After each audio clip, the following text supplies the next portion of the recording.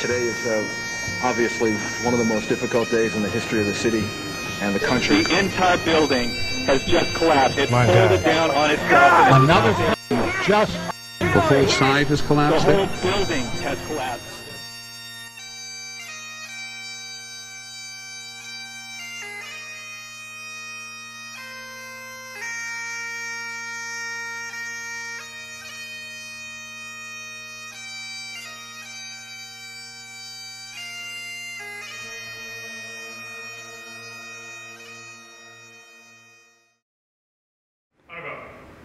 Team.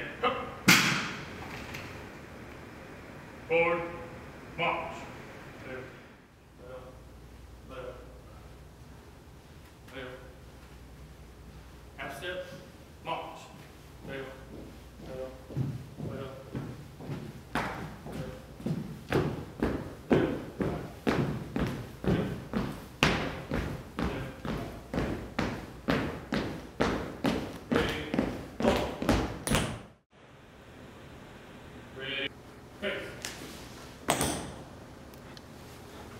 Freeze in, up.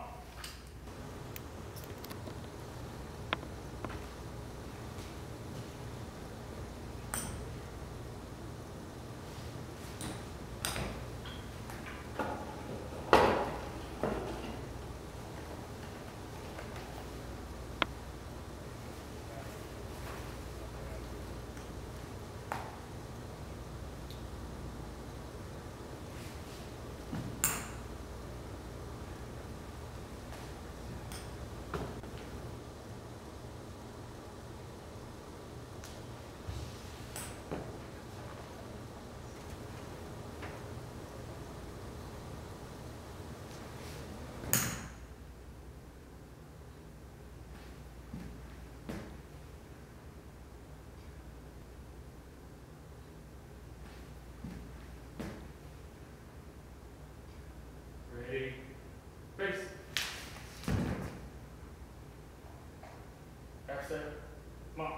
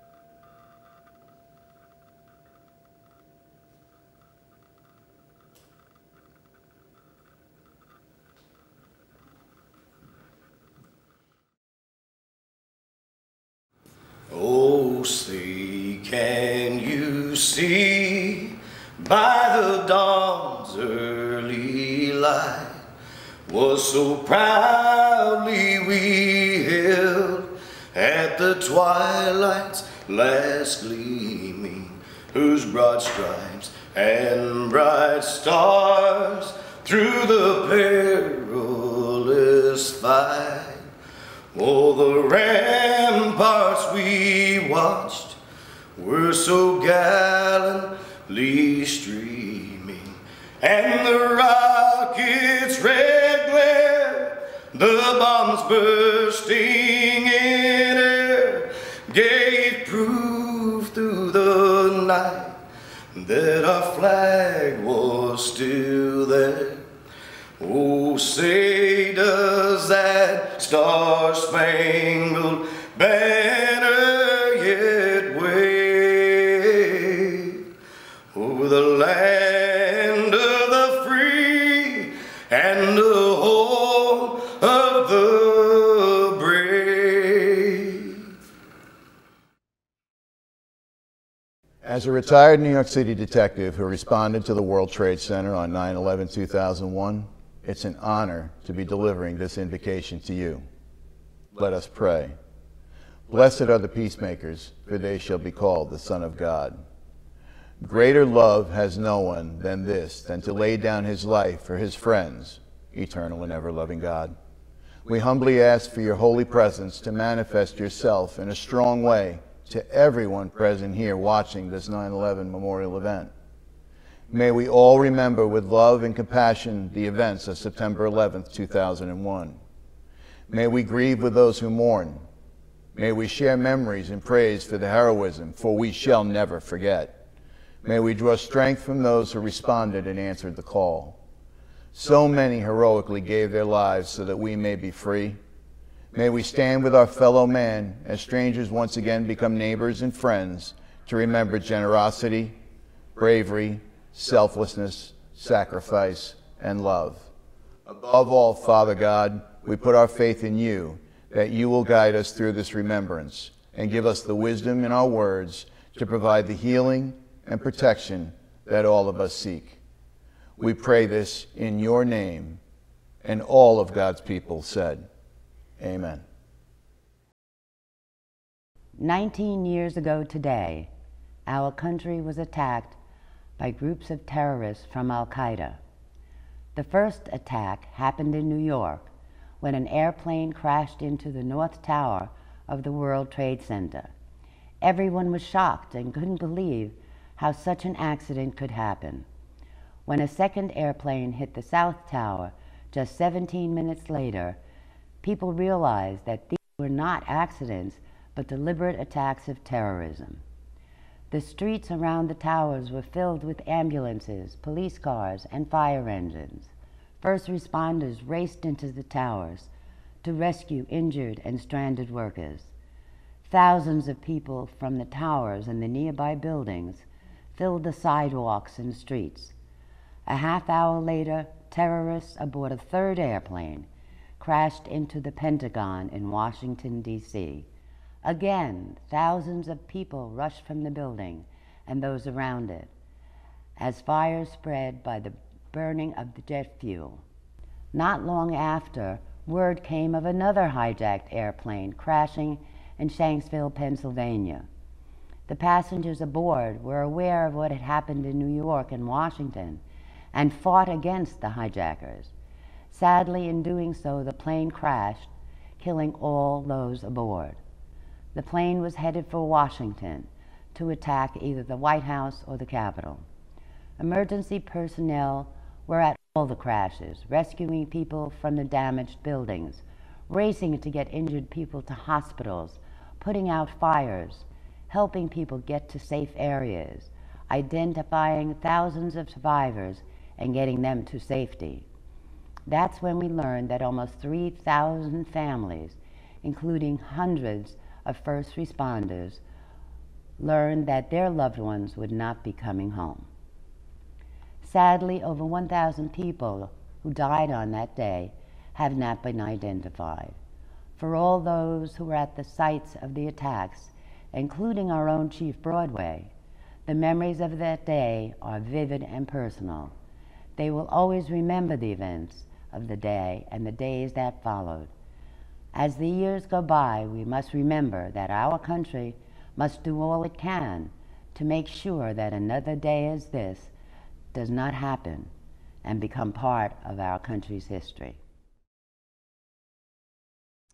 Thank you so much to viewers across the nation tuning in to view the City of Clermont's annual 9/11 ceremony. In the midst of COVID-19, civil unrest within certain segments of our country, and some very challenging times, let's not get distracted, and let's never forget the men and women who paid the ultimate sacrifice 19 years ago on September 11th, 2001. It is such an honor to serve this city as the Chief of Police, and collectively, as a community and a city, we will continue to honor and recognize the men and women who are no longer with us due to the cowardly terrorist acts on U.S. soil. Our first responders, true heroes, rushed into the buildings and saved thousands of lives while uncertain about their own personal safety. Every single day, our first responders selflessly put their own lives at risk for people who love and respect them, as well as for those who do not. We all remember where we were, what we were doing when we received the news that a plane crashed into the World Trade Center.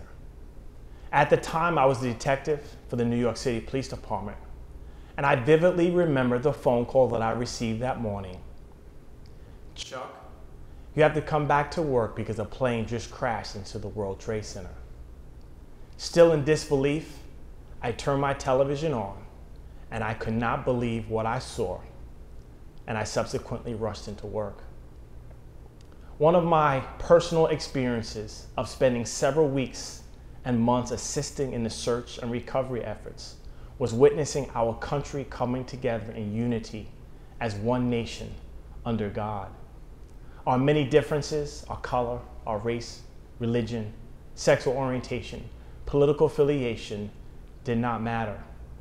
It was our commonalities of empathy, compassion, servanthood, and love for people that brought resolve to the most horrific situation that I ever experienced in my lifetime. Let's also never forget the first responders who are dying every single year due to being exposed to the same dangerous toxins and contaminants in the air that I was exposed to 19 years ago.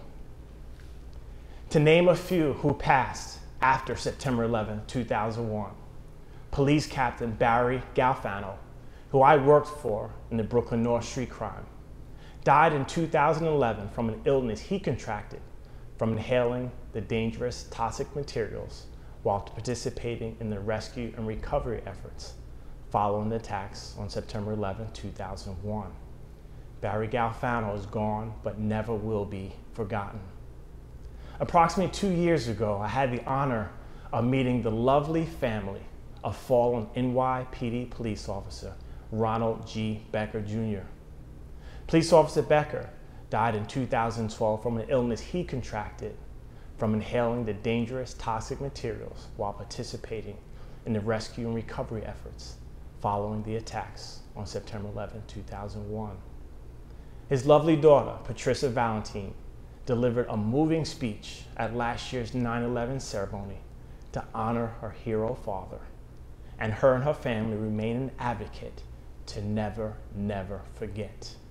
Officer Becker is gone, but never will be forgotten. My friend, North Babylon High School, classmate, fellow graduate of the class of 1990, a high school football teammate, Sergeant Stephen Scalza, who passed in 2014 from an illness he contracted from inhaling the dangerous toxic materials while participating in the rescue and recovery efforts following the attacks on September 11, 2001.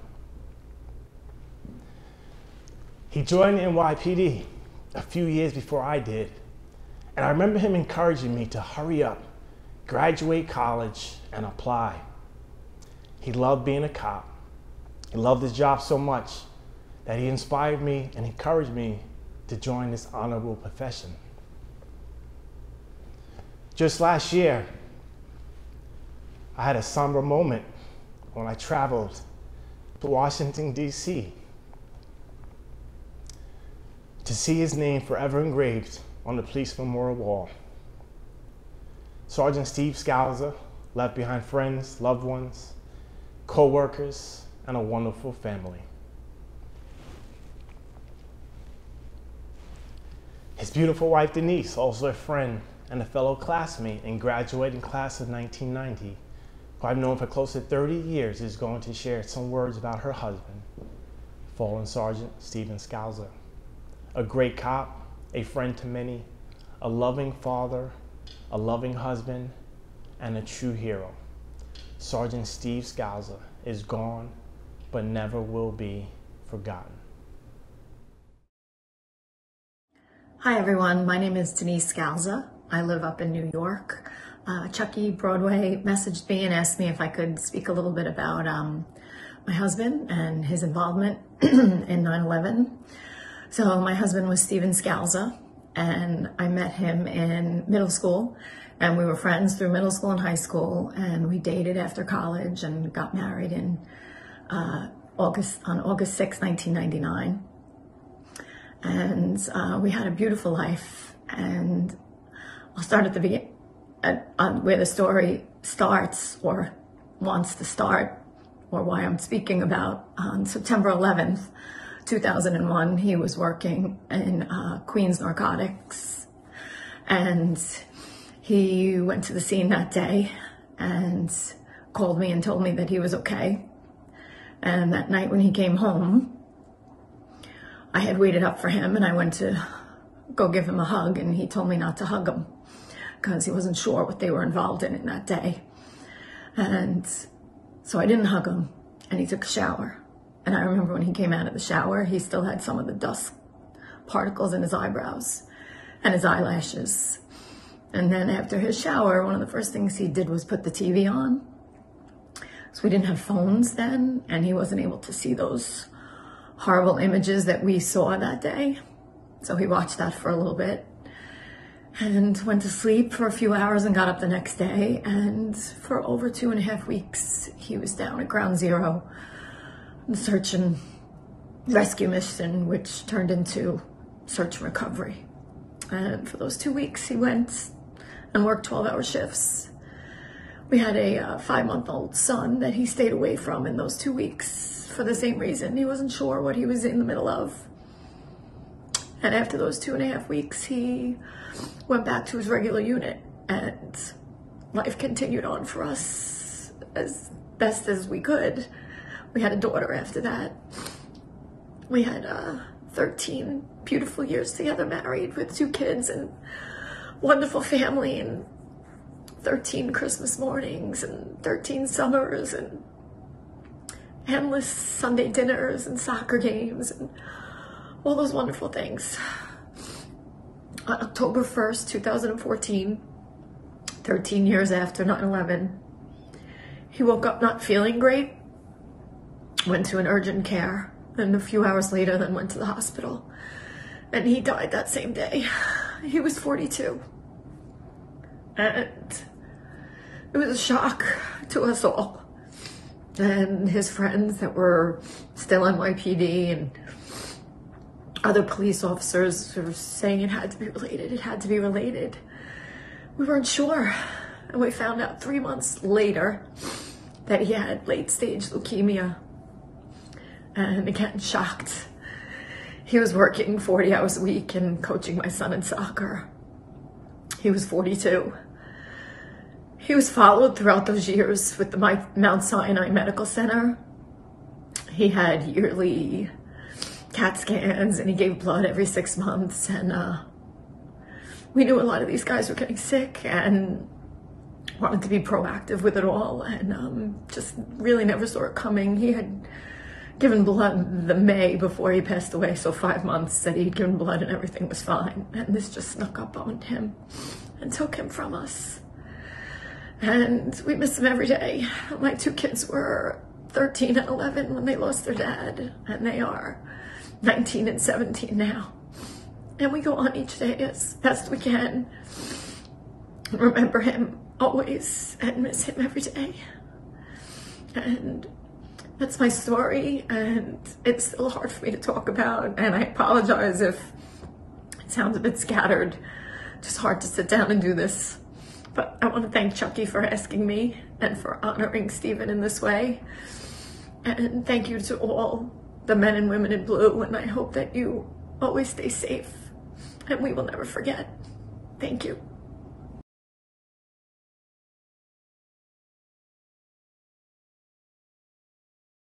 Thank you for joining us today for the City of Clermont's 9/11 Memorial Ceremony. Today marks 19 years since we were attacked by terrorists in an attempt to crush the American spirit. An attack that killed 412 first responders, 343 of which were firefighters, and thousands of innocent people, along with thousands more since that day who have died from health complications. It dawned on me recently that many of our graduates that are now coming out of high school, they weren't even born yet. And as we move forward, more and more of our first responders will not have a direct connection with 9/11. My connection with 9/11, on the other hand, is permanently imprinted. I was a lieutenant in charge of a fire company going through my morning routine when my battalion chief called me into his office minutes after Flight 11 crashed into the North Tower. As we watched the events unfold on television, all I could think about is what would I be doing if I was on scene? And the answer was simple. My crew and I would be going in to save as many people as we could, because that's what we do. There's something within each of us in the fire service that's answering a calling higher than ourselves. My chief and I both knew we were going to lose a lot of good firefighters that day, having no idea at the time just how horrific the events about to unfold would be. A few minutes later at 9:03 a.m., Flight 175 crashed into the South Tower, and I can still remember the chill that went down my spine as we both realized that this was an orchestrated and intentional act of terrorism. Then the Pentagon was hit at 9:37 by Flight 77, and we began to worry, how much worse would this day get? And we got our answer at 9:59 a.m. when the South Tower collapsed, and then again at 10:28 when we lost the North Tower. I was working here in Florida, and still the impact of watching these events unfold were both profound and largely indescribable. There was sadness, there was anger, there was fear of what else might come, but there was also a resolve that we would not forget the sacrifices made by so many this day. I believe it's more important today than ever that we continue having 9/11 ceremonies. The way I see it, 9/11 is our Pearl Harbor. I wasn't alive for Pearl Harbor, but I know about it from those who were. Their stories and the moments captured in the ceremonies that remember those we lost and what we overcame created that connection for me. The greatest gift we can ever give the next generation is our knowledge and experience, because life is not easy and it will challenge us. Ceremonies like this one not only allow us to remember our brothers and sisters who gave their lives, but also to share with those who follow in our footsteps that when the worst happens, you will overcome and prevail, just as we did. You have more strength than you know. It's there because that's what's called you into a life of service to others. We found it in our time of need, and so will you. To introduce my guest speaker, I would like to recognize the bravery of 911 dispatchers. They are our lifeline out in the field, and all too often their contributions are overlooked or forgotten. It's now my honor to introduce someone who was not only on duty for the September 11th attacks, but someone who worked in the FDNY Dispatch Center on a day that went down in history as the agency's largest response. Please welcome a true hero, retired FDNY dispatcher, John Lightsey.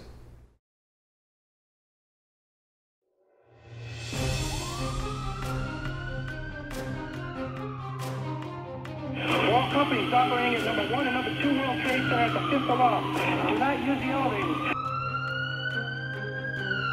All off-duty firefighters and all off-duty officers will hereby order for recall immediately. All companies operating at number 1 and number 2 World Trade Center at the 5th alarm. Do not use the elevators. I worked for the New York City Fire Department as dispatcher for just over 20 years before retiring.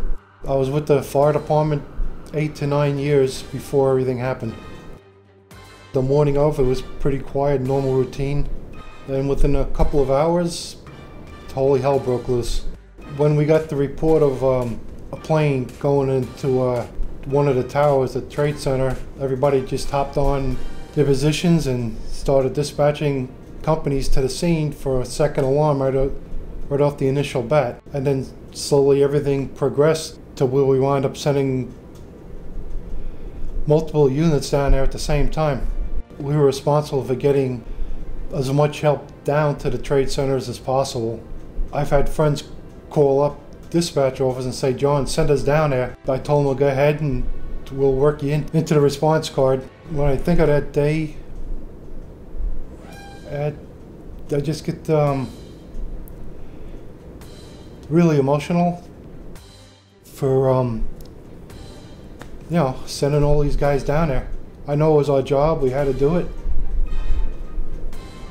Like I said, we couldn't be prepared for exactly what was going to happen. And then when everything started to happen, you were just going through your motions of doing your job, and you really didn't have time to think what was going on. You just had to, to act and do what you're supposed to do. Maintaining control over the radio, dispatching companies from all the fire boroughs down to the Trade Center, giving them directions when the towers came down, setting up command posts, helping people who were trapped in some fire trucks, firefighters that were transmitting maydays, trying to make coordinations and stuff. You really didn't think about that. Family members calling up dispatch looking for their child. I mean, I still can hear the kids' voices calling up, crying on the phone, looking for their father. You know, you keep them and you're talking to them on the phone. They want to know, do you know where my father is? Is he alive? Can you tell him to come home? And you know somebody, firemen have passed because they didn't come out of the building. The wives would call up crying. A couple of them I knew. And they'd ask me to tell them something. You already know the answer, but you can't tell them. And you got to sit there and just take it all in, you know, and carry it on your shoulders. My best friend's not coming home, that I sent them down there. Feel like I, you know, sent them to the death. It was my responsibility to do my job and the best I could, and just to maintain what we needed to do. At the same time, I really didn't think about it until days later. When I got relieved, probably like around 7 p.m. I think, or 8 p.m., I couldn't tell you. We had a few of us had to stay there to help out, and you just find a spot on the floor and try to go get some sleep. But you really weren't sleeping, because everything starts to go through your mind. And you start to wonder, what happened if I did this a different way, or we did this a different way, and we're always thinking about that. Probably like about midnight, I was back up on the platform and helping out. Started on 9/11, I stayed 4 days straight in dispatch. Then in the morning when I got off, I went down to ground zero to help out. Stayed there for, I couldn't even tell you how long. Went back up, got cleaned up, and went back down again. So between my days off and having to report for duty, I just had to go down there and help out. We'd catch a couple hours here and there, but it's still, every day, a couple of days after, we're still dealing with the aftermath. Setting up relief companies. The day of, we had a total recall of every firefighter who worked for FDNY. They had to report to the stations. And besides that, we had to take care of the rest of Manhattan for fires and emergencies. And all the other 4 boroughs had to also deal with the same situation. Everybody was responding in to help out. The weeks after everything started, when they started identifying the firefighters who were killed. They have what they call 5555, the 4 5s. And you have to announce their passing over the radio. And in Manhattan, we did the Manhattan, and we did citywide, which covered all 5 boroughs. I would have to announce it several times a day, in the morning and in the early evening. And it seems like our shift was always the one who made those announcements. And no matter how you felt, getting, you know, teary-eyed or feel like crying, you still had to do it the right way. It's extremely important for us never to forget the 343 firefighters that perished and all the civilians that perished in the World Trade Center when the buildings collapsed. And everyone, even up to today, who is still passing away from the cancers they got while working down there. And all the suffering that they're going through with PTSD and medical conditions, we should never forget. We should never forget everybody that went down there to do their jobs. It's extremely important to keep this day alive, to show our respect for what they did. The heroes are the guys that went inside the Trade Center, and a lot of them probably knew that they weren't coming out. That's a true hero, going up, sacrificing yourself to save as many people as possible under the extreme conditions. the firefighters that went in, medical, police department, everybody who went into those towers to save lives and didn't come home. They should never be forgotten. We don't forget about the members of the police, firefighters, and everyone else who sacrificed their life to help people. We should never forget what they do. They do it on a daily basis, 24 hours a day, 7 days a week. And they'll never stop doing it, no matter how bad the job gets. They'll still run in and they'll still go do what's required of them because they really love what they're doing. I've changed since 9/11, mentally and physically. I don't go to places or that's crowded. Anytime we go out to eat, I always sit facing the door. Certain odors or certain smells will make me go crazy. Like, you really get me upset. I keep my distance. Pretty quiet. I don't talk much about what went on.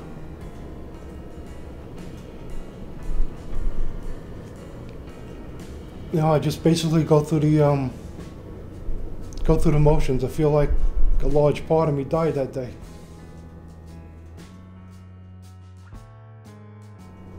If you could say anything to any of your friends who passed, what would you say to them?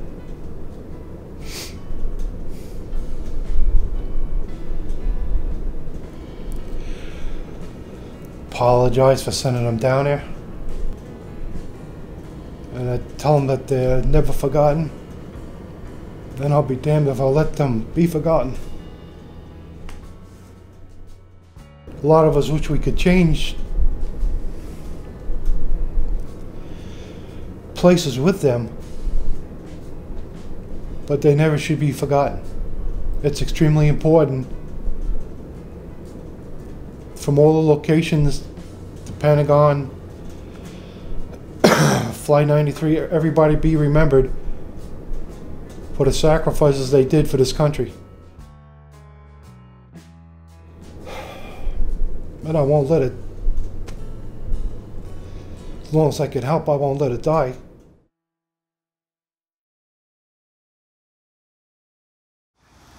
Fire detail!